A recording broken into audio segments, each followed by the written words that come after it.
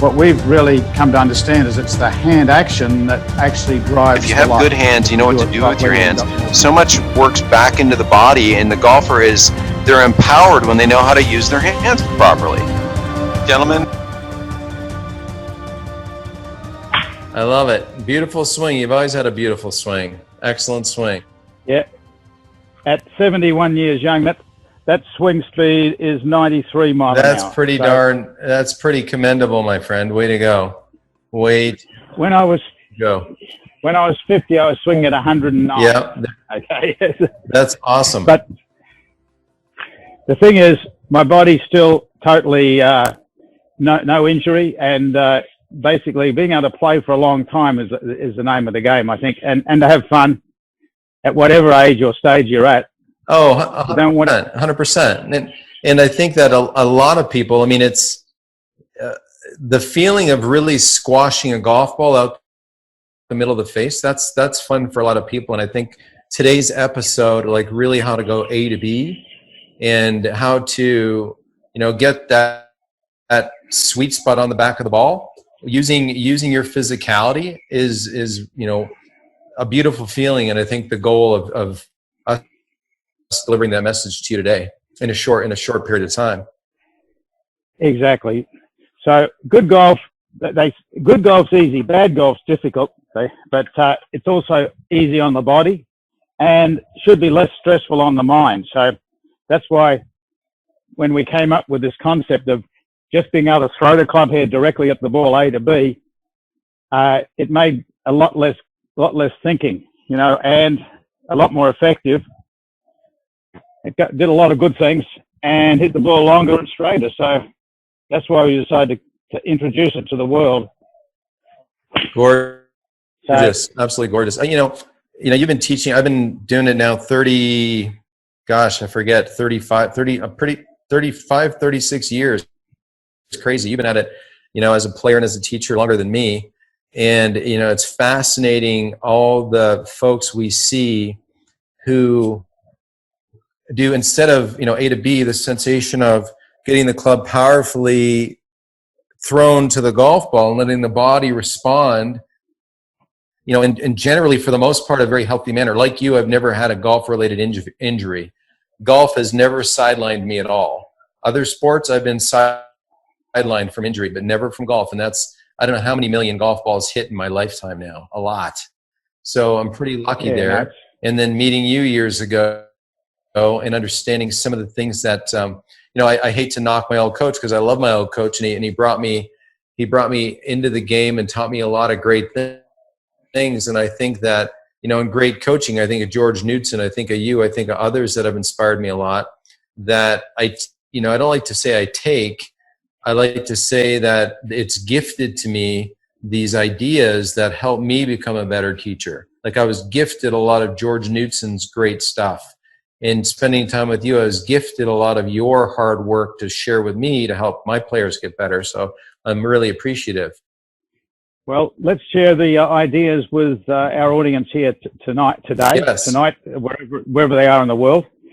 But basically, I think the interesting thing is, for me, once we uncovered this simplicity of making golf a little more direct, going A to B. Once we just decided to now share it with, my whole goal was to share it with other golf coaches so they could share it with their students. And that's where it started here in Australia. But once I got around the world and got to America, it was super to meet you and guys like Lee Dietrich, Matt Flanagan, Tom Zadzinski, all these gentlemen on the West Coast or in the western side of the US. And then we flowed across to the other side. But I had a great experience with Paul Runyon. Before we discovered this A to B idea, I really got into Paul Runyon's short game and visited him in Denver. Anyway, I traveled with him to a tournament that he was playing. It was the Legends tournament down in Barton Creek in Texas. I know where you partnered up. Well, when I got down there, I was in the locker room with him, and just right next to him was sitting Arnold Palmer. So there was one of my heroes. I'd seen him in Australia, watched him when I played in Europe. And anyway, he was there, and he said, "What are you doing here?" He says, and I said, "Look, I've got this new idea. Would you be interested in having a look at it?" He said, "Certainly." He was so open. I said, "Well, I don't want to interfere with your golf game. If there's a time during the week when you're playing that I see that it could be of help, I'll come out." And anyway, after the first round, he played not so well. He was partnering up with Tom Wargo. And Tom Wargo came over to me and said, "Peter," he says, "you better give him that lesson now. He needs it." That's excellent. Anyway, I think Chris has got a little video of part of that lesson. I don't know if you could share it with us, Chris. It was just the first bit of the first lesson. Angle where that tee to throw it out. Yeah, or like the swing. See, if you only swing back to here, the direction the hit is from the club head through the ball should only be here. But when it's up here, the direction the hit is a lot more intention out there. It's just A to B. Wherever the club head is, you just throw it from there to the ball. Just take one straight line. It won't go in a straight line this way, but it will down the line.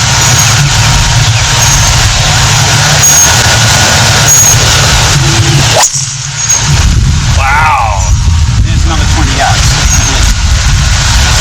So you might get close to me about playing golf.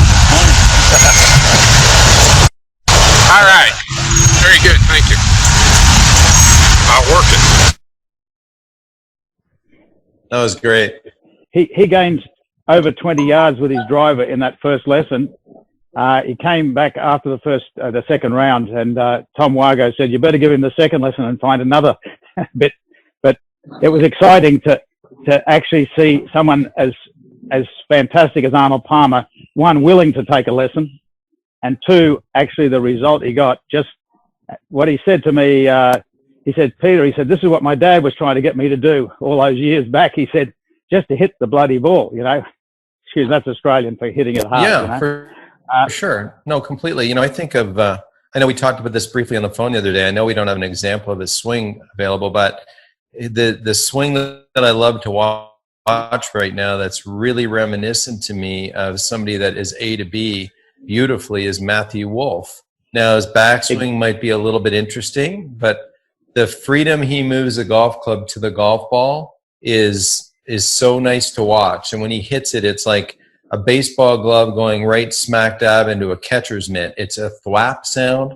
It's so crisp. It's fantastic. And it's, you know, the backswing might get somebody to, you know, that might be a little bit of an interesting look the way he develops it.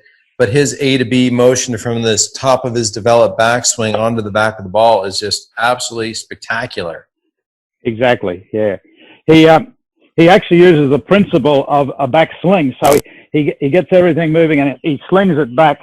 And because he swings it a little extreme on the outside, it helps put the club over here. It swings naturally to here. And then it's so, as you said, he's got such fantastic hands the other day.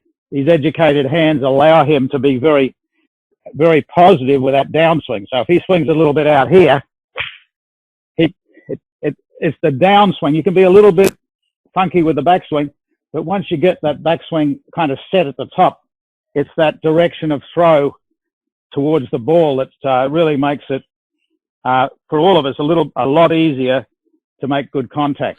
You know, let me ask you a question, Peter. I mean, people are going to watch this and they're going to say, you know, Martin or Peter, you're teaching us to cast the golf club.